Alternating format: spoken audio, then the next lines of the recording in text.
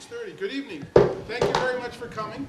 I'd like to call the Planning Board meeting of July 27th to order. And first thing I checked, Corey, there were no approval not required plans, nothing came in, so there's nothing, we have to address those regularly. The next thing is a presentation discussion on proposed changes to the zoning bylaw for accessory apartment. And we have prepared, with the help of FCTV,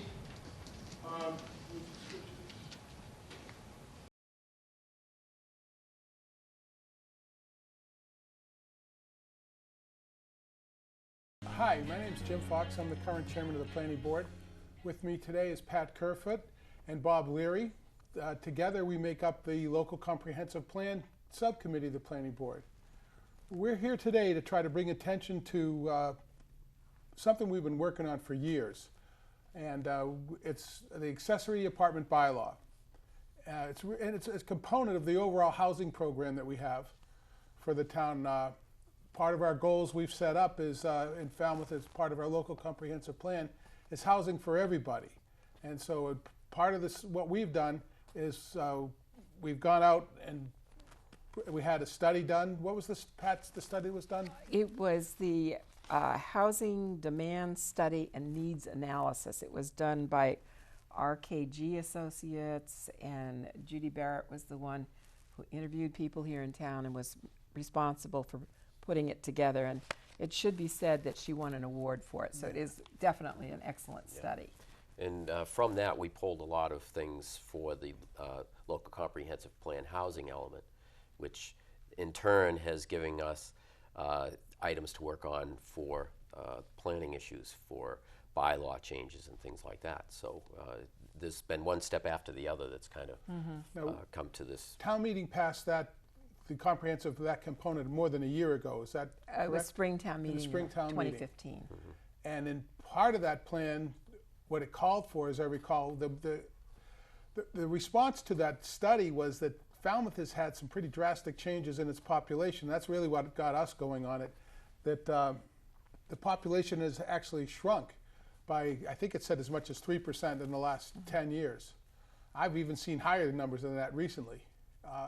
And the other change is the aging of our population, that the average age has moved closer to 55 or 60 years old as composed to 35 or 40. And so it was determined that what we need to do is create more housing opportunities for younger people, for the town as a whole, but especially some of the younger people. So in response to that, we've come up with a draft of an accessory apartment bylaw. And we also have a housing program where we're going to be looking at possibly multifamily housing areas in some way, and revisiting the conversion bylaw, which allows converting a larger structure into a 2 or 3 or 4 family home. And those are all identified in that housing study as what she called low-hanging fruit that could be accomplished with just a few bylaw changes and some understanding, and that's our attempt. So we've got the accessory apartment bylaw drafted and posted on our website. You can go to the Planning Board website. It's the second from the bottom. It's a copy, you can get it. And we'd like to encourage all groups in town to become familiar with it and come to our meetings. And so by the time we bring this forward, it'll be well vetted and everyone will have a chance to give some input. You want to start off? Well, one of the reasons we wanted to revisit this bylaw was the conversion bylaw wasn't working. Right. And the whole point of that was to create housing, and it wasn't doing it. So we wanted to revisit that, create a bylaw that would help people create housing, whether it's for them to age in place or whether it's to rent out for additional income. But we need to do something so that there are some smaller units, especially for the younger people, the young working people in town, that they'd be able to rent someplace. Because I remember when I first came to town, people felt that they had to buy a house. They had to move to Falmouth and buy a house because there just wasn't something available for them that was reasonable. And I was a young person, single person, and I went through all the renting houses and apartments and things like that, and you had a multitude of roommates, and you did the winter-summer routine.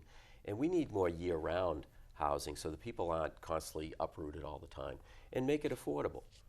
Well, I think that the previous bylaw had a lot of restrictions on it, and that's one of the reasons why we think it failed. Because I believe you had to put a deed on your house for perpetuity that it had to be an affordable component only.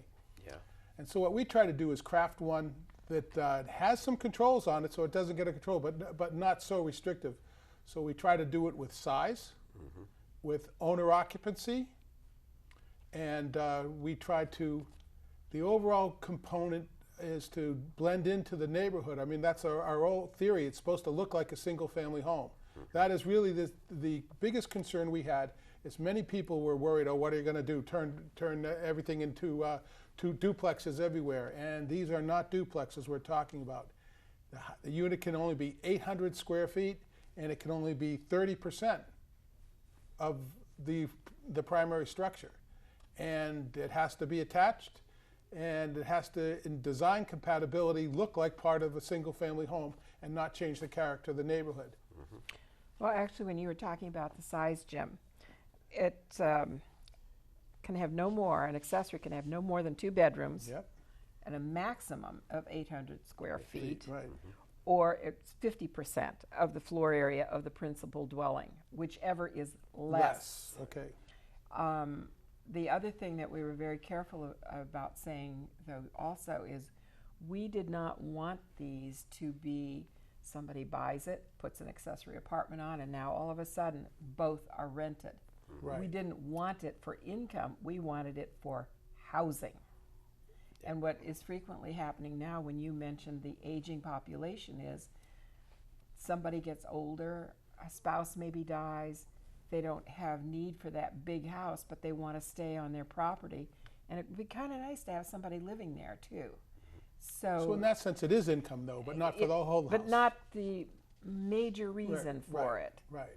It's to have housing, but it's also so that there's a diversity of housing type where an older person has a smaller place, could stay on their own property, age in place, if you will.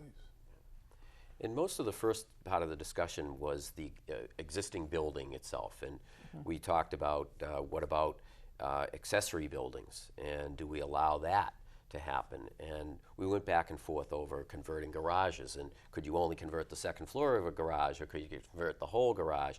And should it be by right or special permit? And so we've been tossing those around, whether it should be special permit.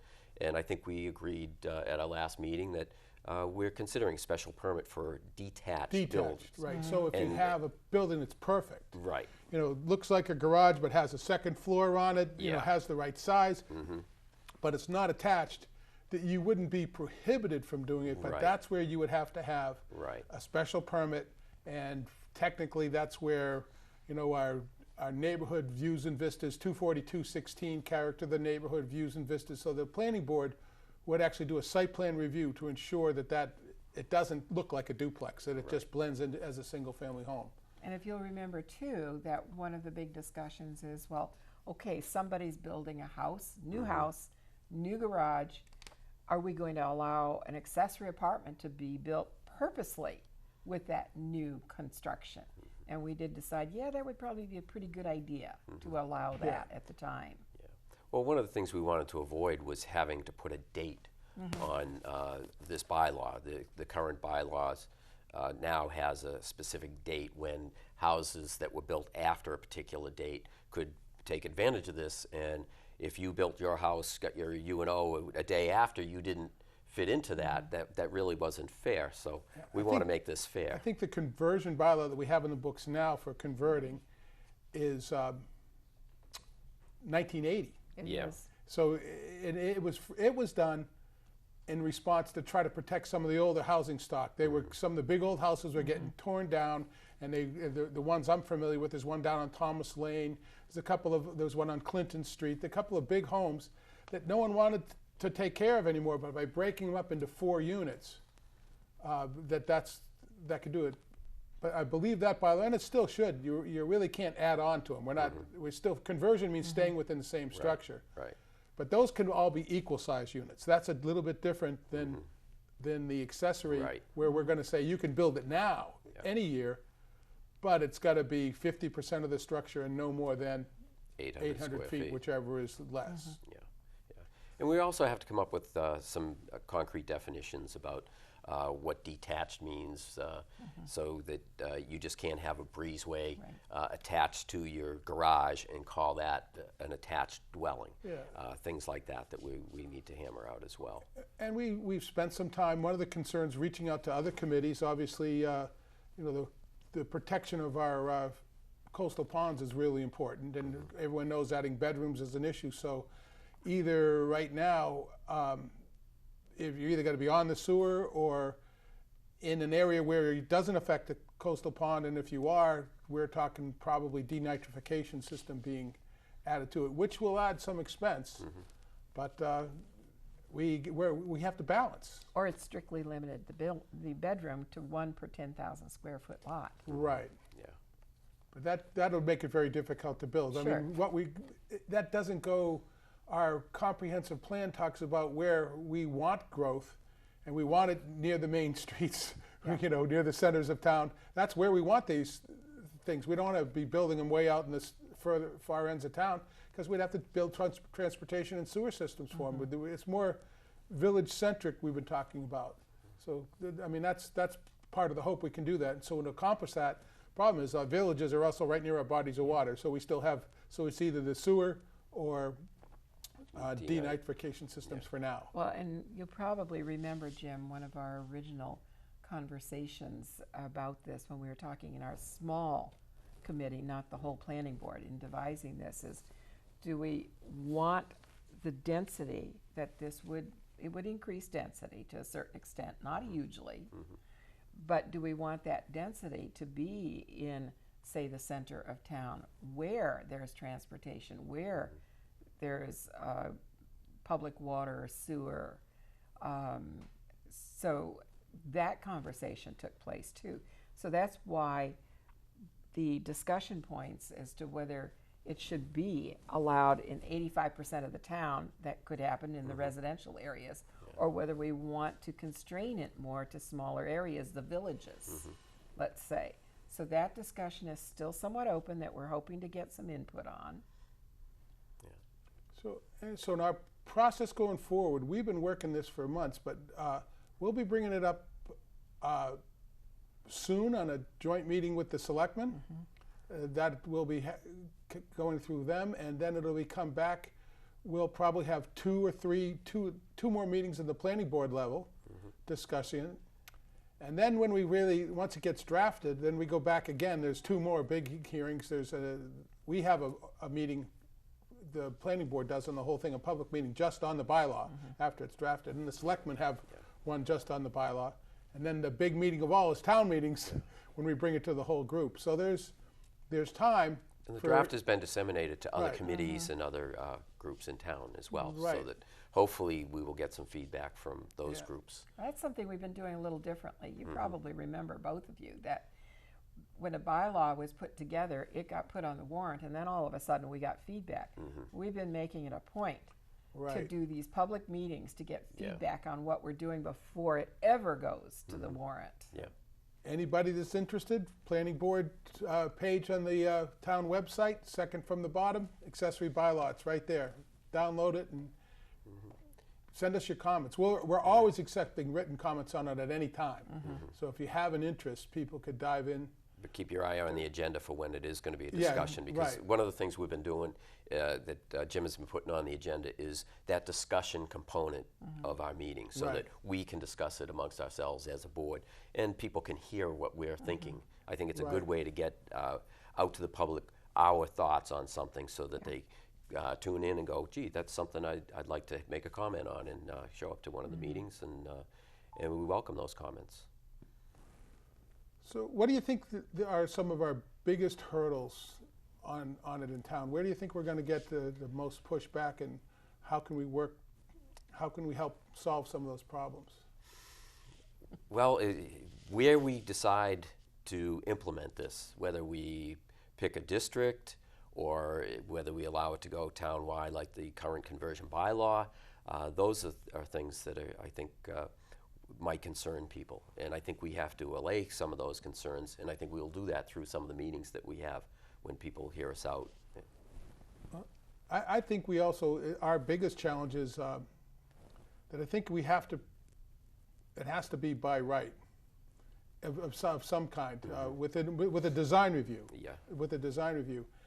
And because it's the special permit requirements, I think it just won't happen. Yeah. I think that's part of the problem why it hasn't happened, and it's very, very difficult. Special permit process is difficult. So, but if we can get the right design criteria out there, have everybody understand that it has to fit in the neighborhood, that we get to do a design review with them and polish it up, Yeah. it should go. Yeah, we want to try and make it less onerous, Right. and that's why this has happened with the conversion bylaw. It was just so onerous and had so many restrictions that no one wanted to do it, and I wouldn't blame anybody. So I think this committee has said on a number of issues that we've written elements for that we want to try and get away from a lot of the regulation. We want to make things a little bit easier, and the latest element we've been working on, the historical element, is part of that as well. We've been looking at how we can make that less restrictive. Well, the RKG report also pointed out that Falmouth is a very difficult place for builders to work in. Right. Which is why we want to focus on making it a little bit simpler for people to understand what they can do so that it's not seemingly at a whim. Right, and it isn't this huge roadmap to get from one end to the other, that it's going to be fairly straightforward and simple and black and white. This is what you can do, this is what you need to have done, and these are the permits, or these are the boards, and have at it. But Jim, you also asked, where do you think some of the major pushback is going to be? And I think one of them could be the size of the lot, the minimum lot size that this is allowed on, because we do have a fairly significant number of small lots. And we heard that from some board members too, that this might be a problem in neighborhoods with very small lots. Well, I think we're not changing the lot coverage, okay? The 20% lot coverage is there, so that same protection is there, okay? And we're saying you have to build it like it looks like it's part of the main house too. So I think, and we're covering, I think with the septic systems, I think we've really approached it, and no more than 2 bedrooms added to it. So, I think there's other protections for those points. Everyone's going to make those arguments, but they're already there. You could already go to 20% lot coverage on your house as big as you can and have your 4 bedrooms now. Yeah, that's why I brought it up, so that this can be brought out. You can always do it. Yeah, we had discussed it. This is what the real difference is you can always have extra bedrooms in your house and whatnot as long as you have the right size septic system. The real difference is this is going to let you have a stove. And that really is what creates another housing unit. The building department comes in and they see a kitchen with a stove, that's another living unit. And without a stove, it's not considered a habitable unit, it's just extra rooms. Yeah. Well, and density is kind of a funny thing too, when you look at it from the perspective of my wife's house. There were 7 of us living there. Now there's only 2. If we converted the second floor to an apartment, it would handle a couple. It would maybe 2 people, so there'd still be less people living in that house than there had been in the past. And I could see a lot of empty nesters in that same situation where they might have had 3 or 4 kids or 2 kids, and there's 4 or 5 people living in the house. There's only 1 or 2 now. So there'd be actually less people in some of these houses than there had been in the past. So density is kind of a funny thing. I just thought I'd mention that. But we also should point out that in no case there is sort of a limit here, because you cannot have more than 4 bedrooms on a lot under 20,000 square feet. Right. And we're not changing that either. No. So this is why I brought up this So whole some of the question protections here. are all in place, so people can use that as an argument, but you can already have a single family home that size.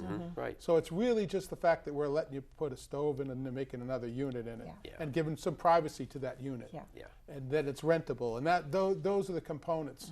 But it has to be done in a way so from the outward appearance of the street that it still looks like a single family home. And that's going to be the challenge for these folks. They're going to have to design them carefully, and they're going to have to come to the planning board with a site plan review process, and we're going to have to determine that it does. And I think the part where we have talked about the potential of the summer rental thing. We hashed that out, and that was one of the first things that came out when we presented it to our board. Somebody Right. said, well, what about people just renting it out for the summer? So we had the residency requirement for the owner. And 6 months. 6 months. 6 months on the rental. And you can't rent it out by the week or the month. So there are those protections. So I think that should put some people's minds at ease. But we had to make it loose enough so it does happen. I think Right. the last go-round, we already have this bylaw. It's been on the books for years, but it doesn't get used.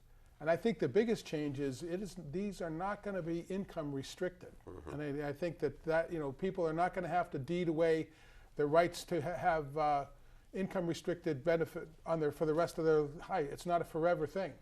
So Let's bring out the word, Jim, that we've been talking around, and that's affordable. right. Because purposely, we had discussed whether we wanted to call this affordable or not, and Right. we said no, because this is more than affordable housing. We are assuming by the smaller size, that may be a wrong assumption, No, I think it's great though. but that it will be affordable. And in the purpose, we say broaden the range of housing for all. Oh, right. Yeah, and let the market play its role in creating. Well, I think if you the take away affordability. restrictions, the market can come into play, and the controls we put on it is size. Yeah, I mean, So a one-bedroom apartment isn't going to command. Or an 800 square foot apartment is not going to become a high income. Right. I mean, it might someday, but I don't want to project it. That would really be something. But right now, I think that the 800 square feet is, and 2 bedrooms is a good restriction. It makes it for working people's housing. People have real jobs, need places to live, and they're probably going to be related. We used to call this the in-law. I mean, and I think these people, in all likelihood, at some time or other, would be relatives. But if those relatives move away, you don't have to tear it down. You can rent it to somebody else. Yeah. And so I think that'll make it a lot easier. So we had to find a way to loosen up some of the bottlenecks that we had put in for it, and I think that stopped it. And that's what I've been trying to do, is look at why it didn't happen and try to find ways of solving problems for that. The other thing I'd like to bring out too is that, okay, you pass the initial inspection and everything is fine. And then guess what? It becomes a summer rental or something else, flies in the face of the bylaw. It is no longer legal. And we discussed this too. How is that controlled? Well, you have to give a yearly report to the building commissioner, and then upon a written determination by the building commissioner that the owner has failed to comply with these provisions, the property shall be restored Right. to single-family dwelling status. And So you that would can't be make these into income properties and just rent them Right. out to all different tenants. They have to be owner occupied, and the owner has to sign an affidavit every year. right. It's saying, yeah, this is what I've done, and it has to maintain it, or they could lose that standing. And that's a pretty big loss if you've gone to all the trouble to build that, and you don't provide your affidavits and you don't keep up, then it could go away. Well, you could say, well, now we've just done something awful. We've made it far more restrictive and more difficult by doing that. But we want to keep those housing options open. Right, Yeah, I mean, we want to protect the neighborhoods as well. yes. So, and this would be complaint driven. And I'm sure if you're living next door to someplace and you see people coming in and out all the time, I'm sure the building commissioner's phone would be ringing. And the owner's not there, and the affidavits aren't flying, bang, that's gone. Yeah. So, Yeah. well, I don't think that's ever happened yet, or I don't think we ever challenged any of the ones, but we don't have enough of them in town to No, really we make a don't. difference right now. Right. Right. We didn't have that component in what's Right. there right now either, and that was one of our concerns. We also looked at how other communities are handling Right. this, and that stood out as a way of Yeah, keeping it what you towns want it to were be. where it worked and where Right. it didn't. That was interesting to I thought see so. that. Yep. Well, I think we've pretty much covered it all. We want to encourage everybody to pay attention to our agendas coming up. Download the bylaw and read it. Take an opportunity to come to the planning board meetings when we're still taking public input. We'll take written input at any time. And then the process will be probably sometime after this town meeting's over. We'll probably draft ours and have a discussion at our level. Then we take it to the selectmen for a discussion from them.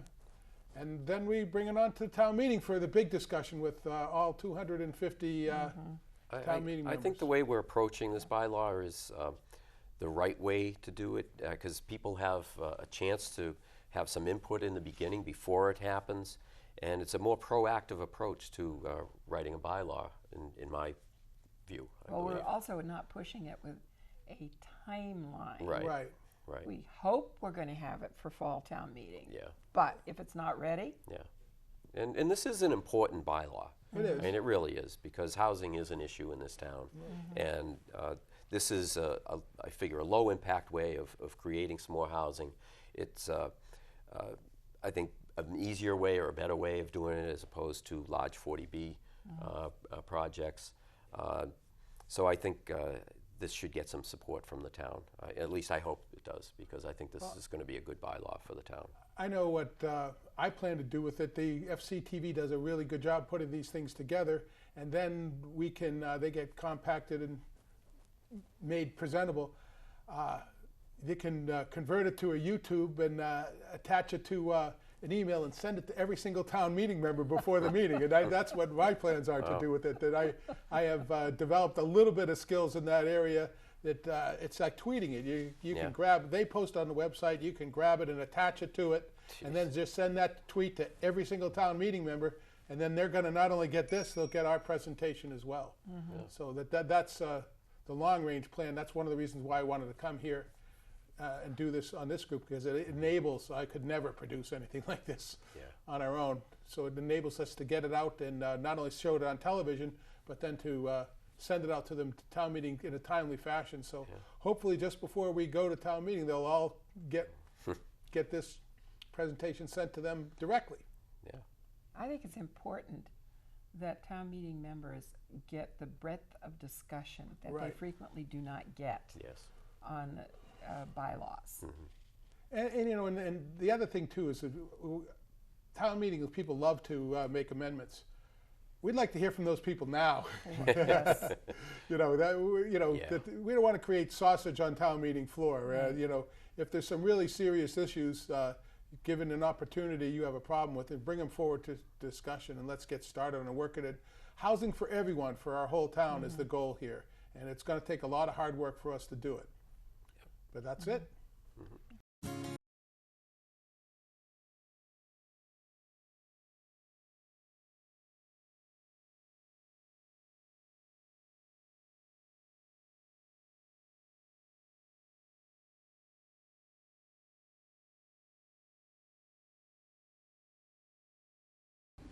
Okay, well, we did all the talking so far. We're ready to address any questions anyone has.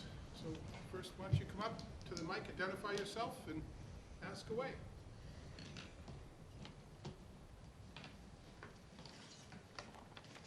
Good evening. Bill Dunn in Precinct 5.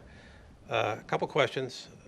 Any updates from other towns that have put law symbols in the date as far as the pitfalls and the pluses, I guess? Are you guys researching other towns that have done this before? I'm just curious. We've talked with lots of other towns.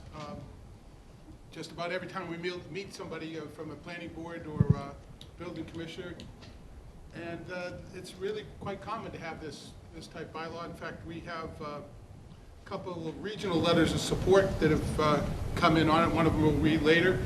The state Senate actually passed a bylaw making it by right. It didn't get through the House, but just about the majority of the state senators thought it was a good idea, and it was a by right bylaw. Okay. That's pretty common. Good. Second question, assessors.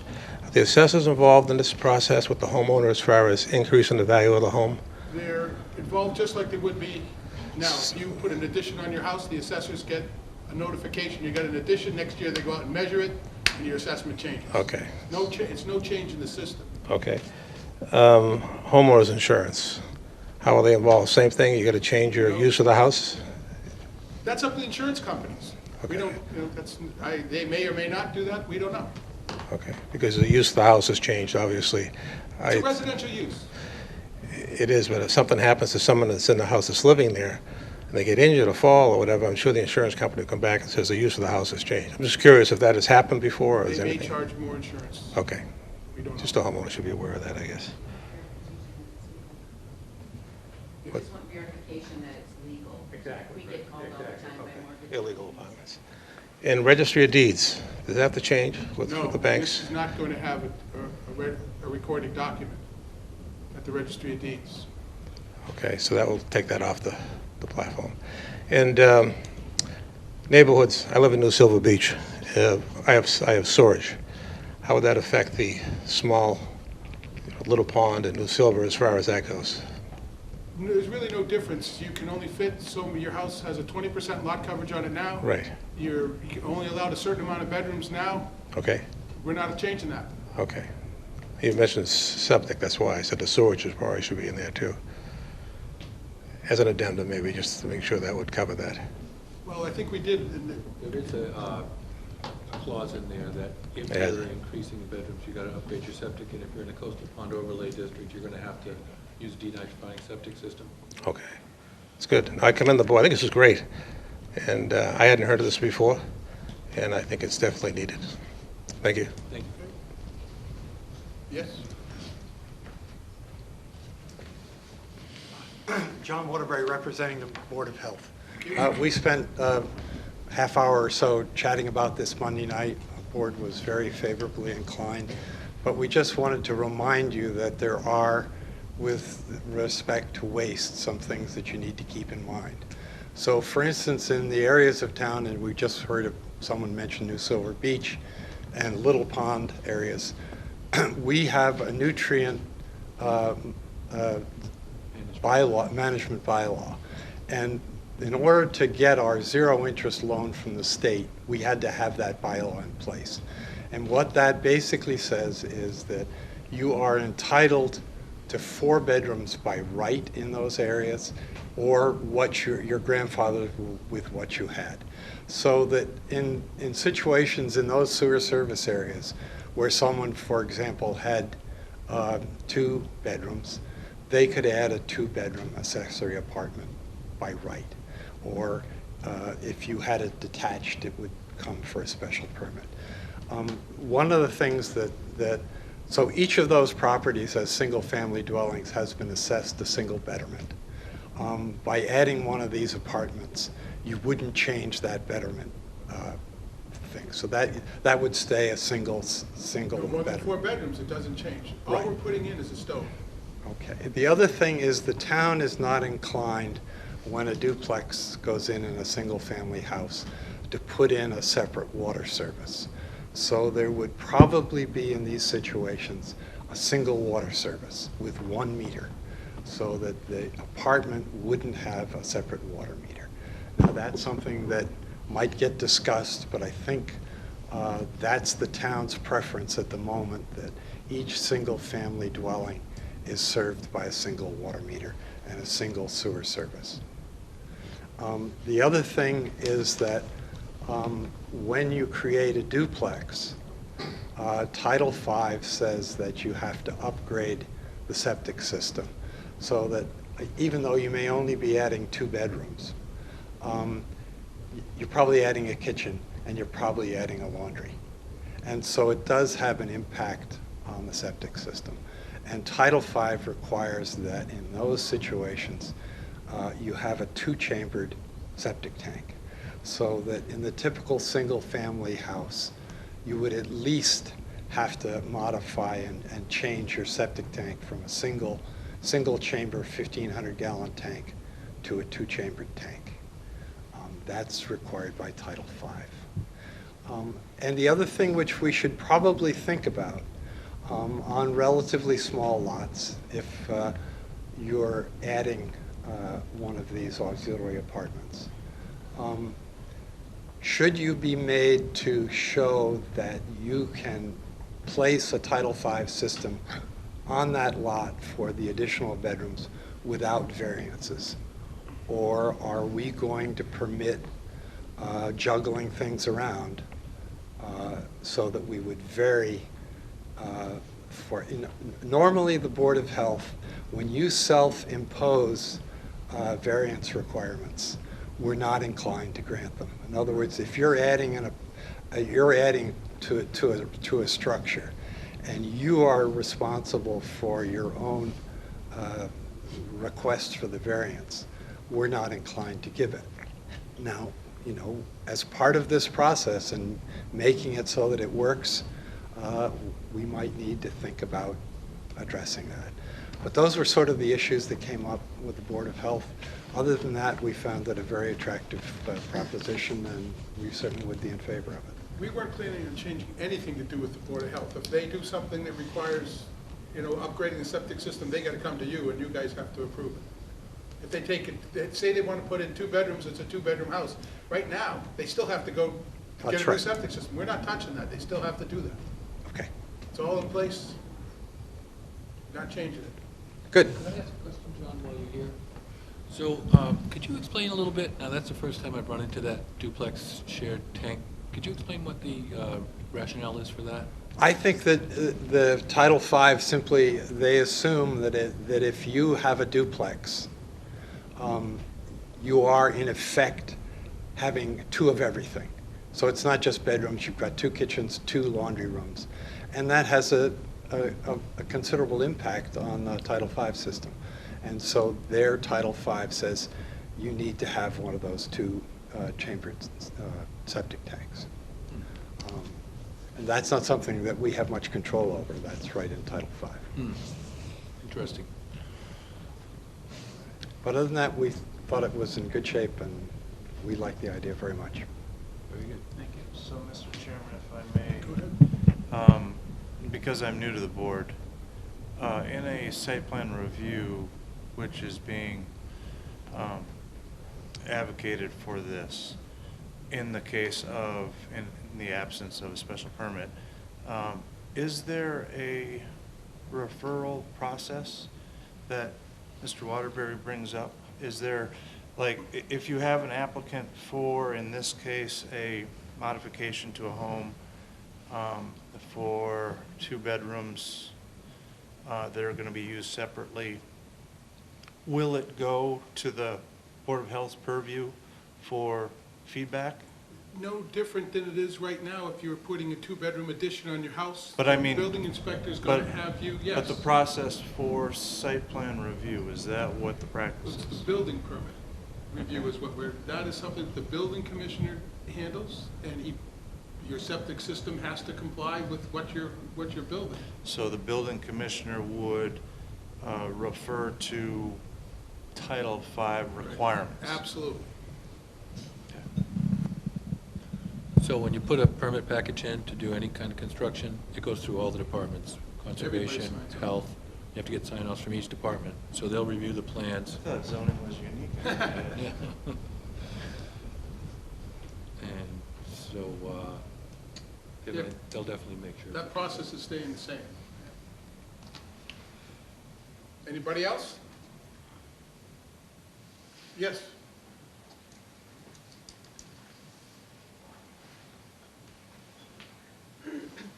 Ruth Frazier, Precinct 5. I have a question. I've been thinking about some examples. We do have an academic community here in Woods Hole. These people often go on sabbatical. So supposing you have a house with an accessory apartment and you go on sabbatical for a year, can you rent, under the rules as I understand it, your house would have to be empty for that period? Or Does your that- accessory apartment, you couldn't rent them both out, one or the other. I see. That means somebody has to be displaced, essentially. Well, Well, go ahead, they're going on sabbatical. if they're gonna be don't gone for a year, Yeah, they're still the owner, they're still the occupier of that space. They'd have to maintain control over that apartment. I think the person in the apartment could probably stay. It says owner occupied for 6 months, but you're not, I mean, you might be away, but that's still your residence. So unless you're selling it or leasing that other part, We're trying to prevent you from leasing 2 spaces. I appreciate I that. guess that's. But there are situations where people, they want their house, they just as soon have it be occupied, fully occupied, while they're unavoidably absent. And then there are people who maybe have, say, 3 residences, who might not rent supposing they use this house as a summer house, but they have a rental unit which serves, again, to keep the place occupied when they're not there. But supposing they spend, the way, if they're wealthy enough to do this, say spend 4 months in Europe and 3 months in Florida, and then they expect to come back and spend the rest of their time here. That would be... Well, if they don't meet the occupancy Yeah. requirements, they're not going to have Yeah, an accessory but apartment again- bylaw. They probably don't need it. Well, again, what about if would this apply to an apartment that was part of a sort of, where they perform services for the owner, You're talking about caretaker. like a caretaker? Same, no difference. So that the owner would still have to be there for 7 months? So Yeah. far, that's how we So far. started. That's what, that's Yeah. what we've structured. You may be bringing up, I don't think that the majority of the houses we're dealing with are going to have these conditions. Yeah. You're going at a fine point. Maybe we'll have to address that, maybe we won't. We Well, don't I'm even just- have the bylaw yet. I'm just raising these It's a possibility. possible scenarios. Good question. Thank you. We'll have to work on that. Yes, Mr. Ament?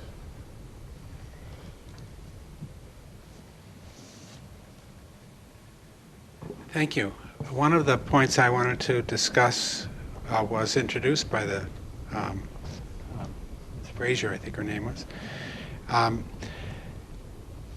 I don't understand the rationale that's in the present bylaw or in the proposed bylaw requiring the 7-month occupancy by the owner.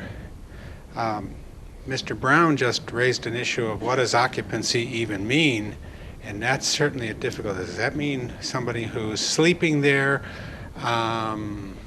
7/12 of the year by number of days? That's a real issue, but I don't think there should be that requirement at all. The purpose of the bylaw, the main purpose, is to produce more housing opportunities without creating a detriment to a neighborhood and without overloading the town and its systems. I don't believe that the 7-month year owner occupancy requirements contributes in any way to any of those goals.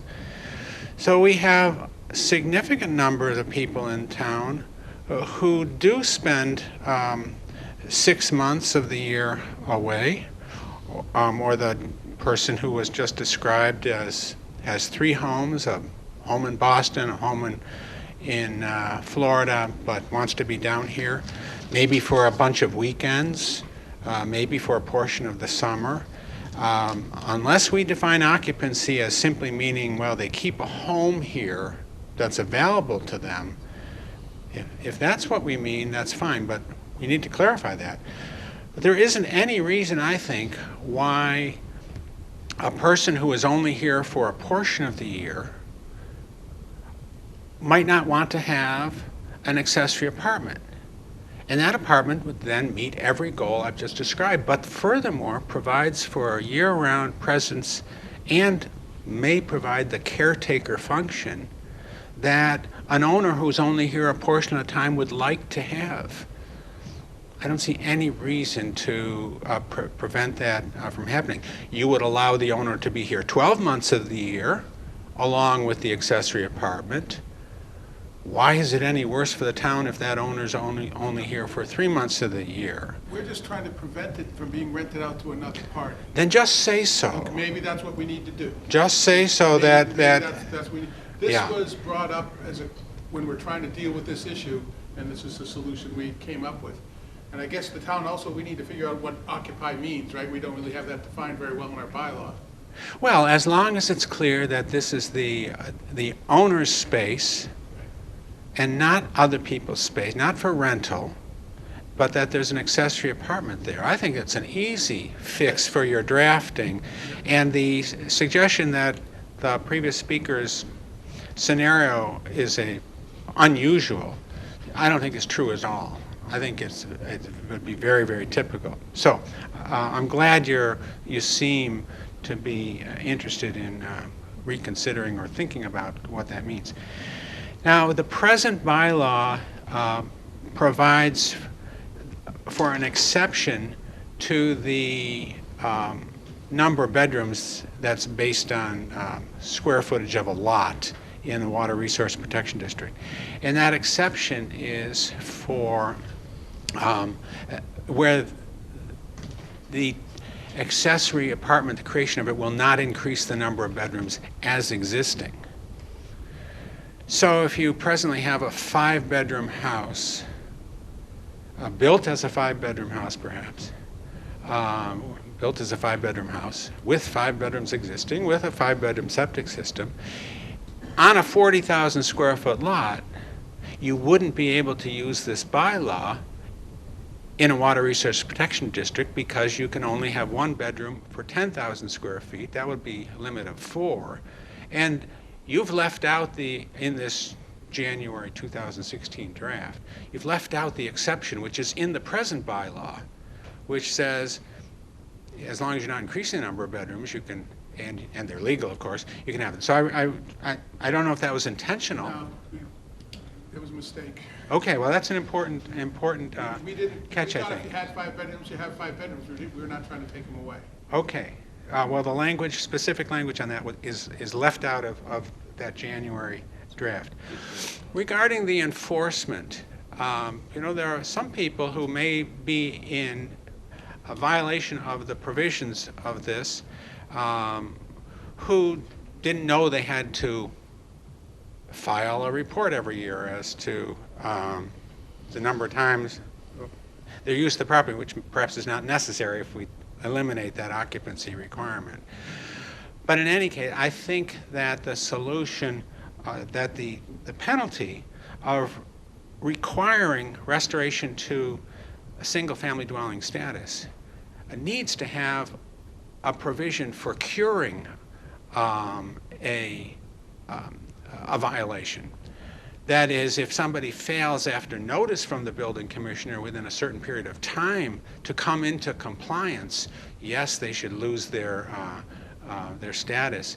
But this doesn't provide that mechanism. It just says you get a notice from the building commissioner you're in violation. You've got 60 days or 90 days to change. What are you going to do? Evict your tenant?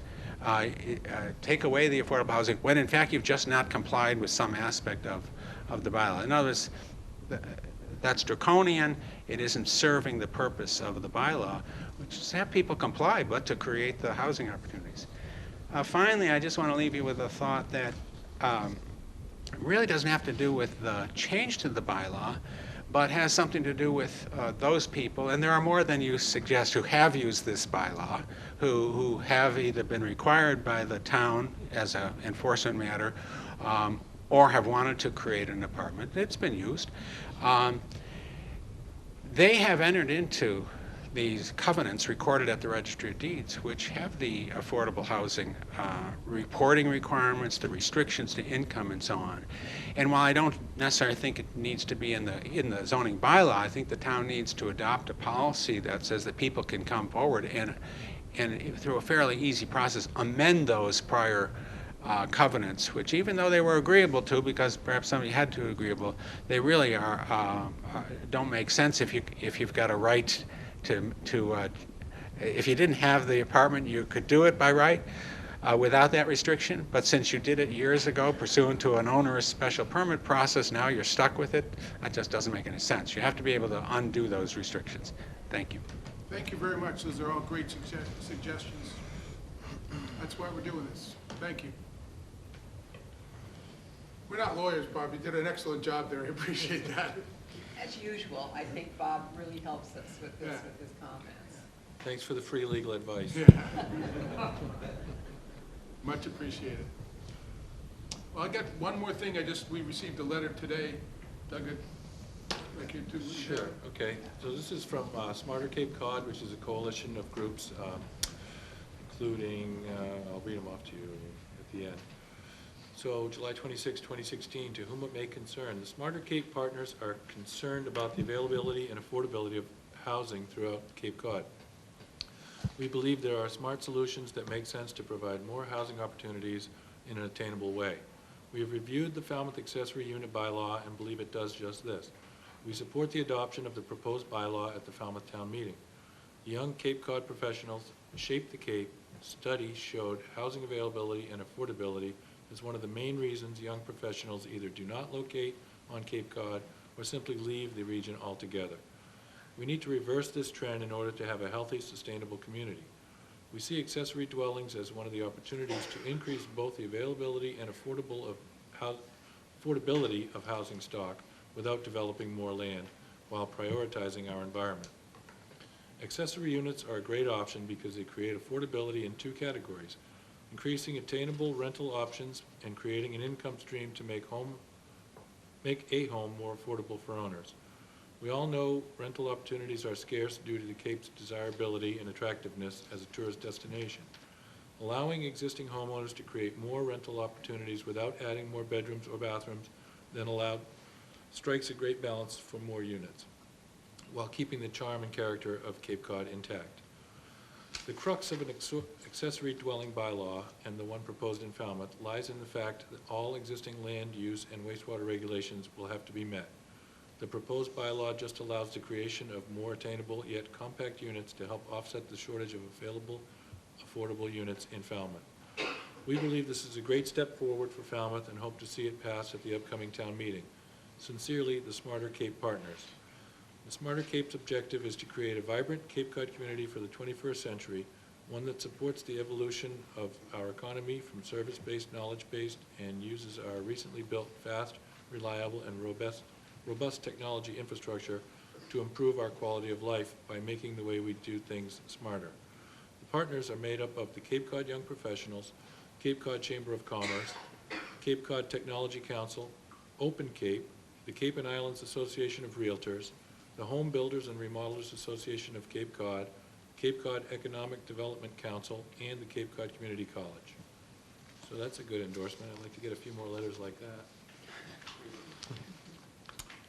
And yes. Thank you.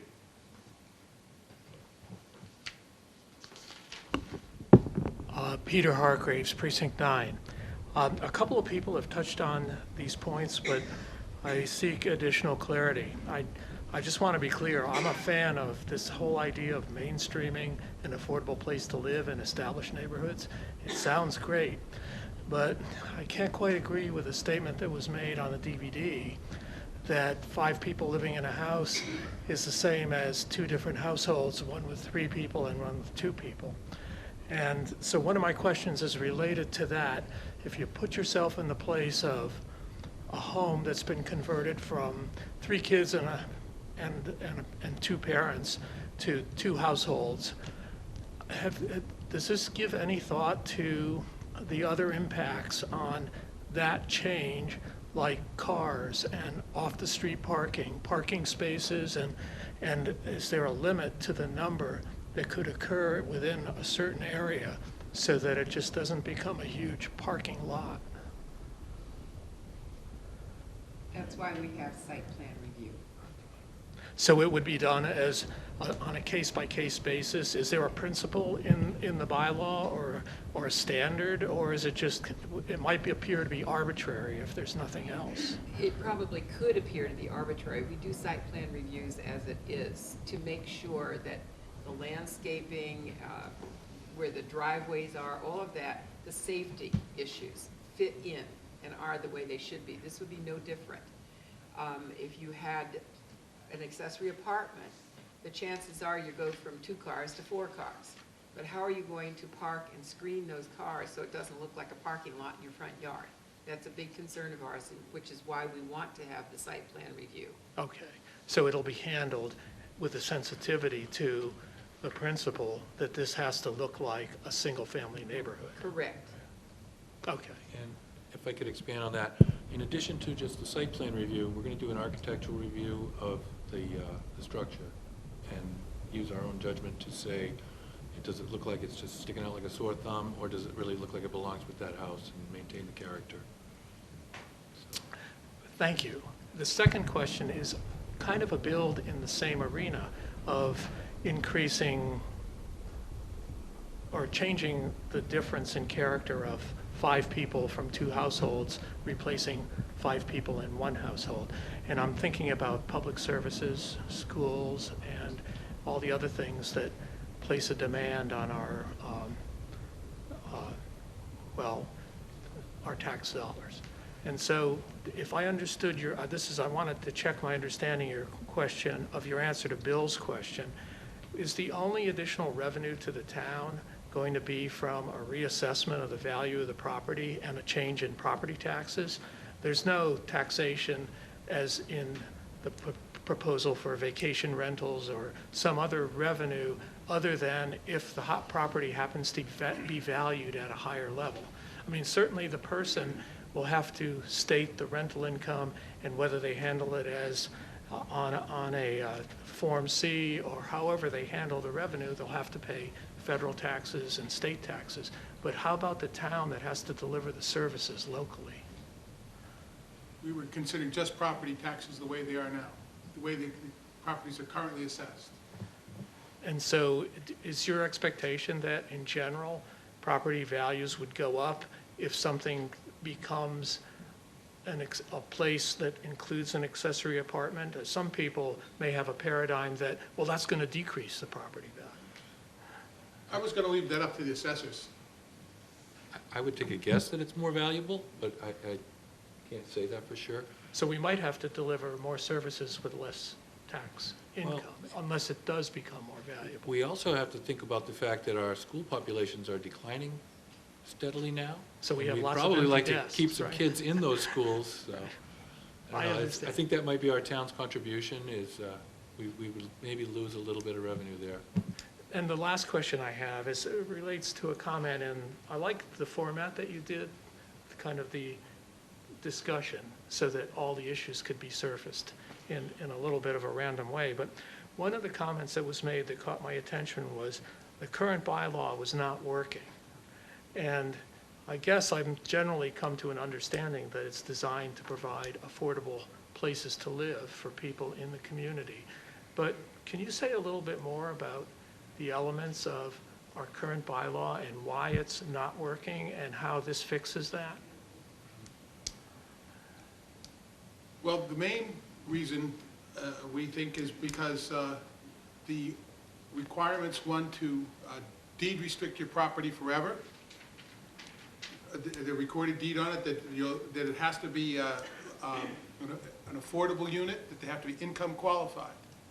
And that we figure that's the #1 reason. Oh, I got it, okay. There's a lot of detail here. Okay. Right, that is that's the #1 thing we're going after, is that. And we feel, our hope is, by the size, that we can control that at 800 square feet, or 50% of the dwelling, will keep it so it looks like a single-family home and fits in the neighborhood, but allow you to rent it to whoever you want as much as you can get. But for 800 square feet, you're not going to be getting all that much, and we're just letting the market deal with that issue. Thank you. That's the #1 thing. The deed restriction goes away. Okay, thank you. Jim? Sorry. Yes, John? Jim, I thought that the reason for the 7-month for the homeowner to be there is to help protect the neighborhood. I thought that was the purpose of that. It was one of the purposes, yes. So we don't have absentee landlords. Correct. That was our thought. Obviously, we need a little work on that. Okay.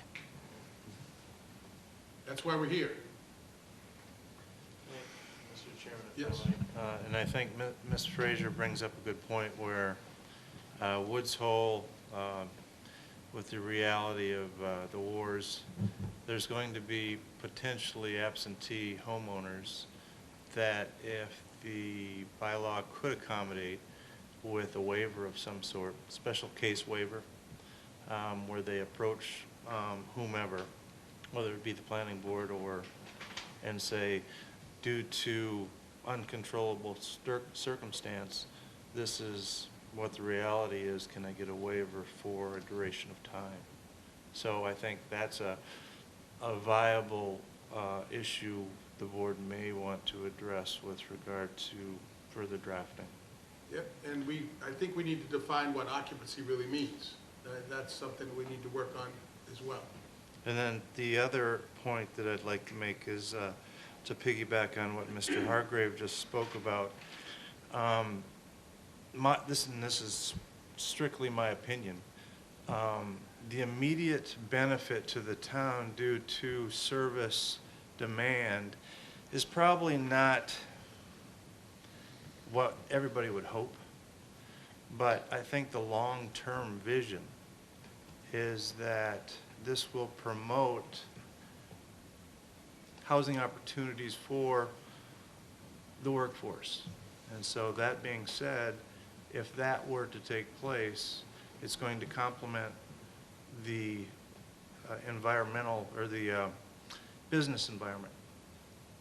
So the long range benefit is that you're going to stimulate or at least sustain a certain amount of economic vitality, which the town will benefit from in the long run. So that's why I wanted to say that. Okay, so we're, yes, sorry? Sorry. I said sorry, I know it's Sari. Everybody calls me Sari. I know. I'm Sari Bedro, the zoning administrator, and I just wanted to make a couple clarifications of things that have been said here. One of the biggest constraint that the accessory bylaw as it exists creates is because of 24216J that was put in place in 2010, which requires all of these apartments, by the way, which are only allowed in residential and agricultural, in only certain agricultural districts. They made them require a monitoring agent. Well, who can afford a monitoring agent? And also, some monitoring agents put in who they feel they want, and the homeowner has no control over who goes in their apartment.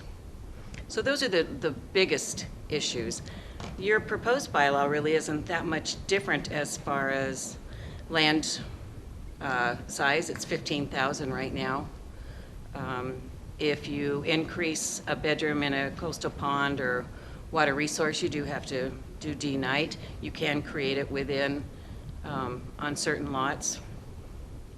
That's the biggest constraint. And the conversion bylaw, which is only allowed in certain residential districts as well, or agricultural, you can go up to 4 units. So I don't know if you're proposing on taking that conversion bylaw out at the same time? No. Well, Okay, Bob because is that's still very in- important and it's very different. And I realize the biggest issue with that is 1980. We have problems with 243A where you have to prove a unit existed prior to 1959. Everybody's left Falmouth one way or another, if you know what I mean. So, and it's the same way with the conversion from 1980. So maybe if the planning board could just look at possibly changing that That's language. another step. We're gonna, I agree, but I'm just saying, that's. as the long as you don't different take that bylaw. conversion That's our- out. That's our next, we have 3 things we're working on: accessory, the conversion, and the multifamily. All Okay. 3 things. We're- Yeah, well, you mentioned the conversion. Well, I didn't Bob- realize if Bob it in was his position with is this. throwing it back and forth, but that was really not what we were Okay. talking about. I can understand why you're being Great. confused, but that's not what we need. Yeah, okay, 100%. just checking. That's- And the definitions, of course, on what you're talking We need to work on about. the definitions. That would work. Wonderful. That would solve Thank you some for listening problems to that me. Mr. Ament brought up. Thank you. Okay, we're going to, next week, we're having a joint meeting with the ZBA? Did we agree to that? I think we did. I haven't heard from all the members yet. I'll get back to you tomorrow for Well, sure. hopefully keep your eyes out, because if we do, we can continue. If you want to come, we'll be talking about it again there. We decided that instead of having 2 meetings here and being just the planning board, the ZBA wanted a joint meeting with them, so we decided to do it that way. So just the things, this is part of our long-term plan and vetting it. If you know other people or people at home that didn't have a chance to come tonight, next Tuesday, hopefully watch the agenda, and we'll be doing it again at a planning board meeting with the ZBA. Anybody else? So just to clarify, there's people in my circle that is curious as to when the next meeting that does this is going to be. Next Tuesday? Next Tuesday. Next Tuesday. Okay. And that would be in the selectmen's. It'd be in the selectmen's in our regular meeting room, yes. I don't think we have to show this again. Hopefully, we sent this out to every town meeting member. They've all had a chance to look at the video. They've had a chance to read the bylaw. They'll see it on television now. They'll read it in the enterprise. We're reaching out to everybody so that by the time we get to town meeting, all these good points that we're hearing get put into it, and we can carry this thing forward and actually add some housing for our town.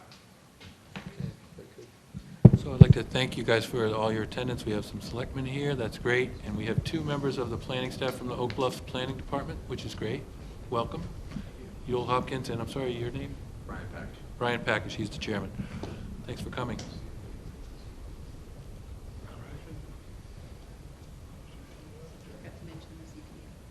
Oh, and the ZBA members, I'm sorry, thank you.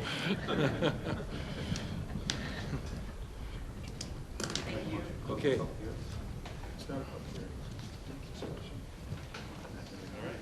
We'll close our meeting. Oh, we have to adjourn. Any What, future? should we? No? Okay. Yes, sir. We're gonna move on. We're gonna move on with our agenda. Thank you very We're much. going to just do some housekeeping. Now, let's just adjourn. Move adjournment. Okay. All in favor? Thank you very much. We're done.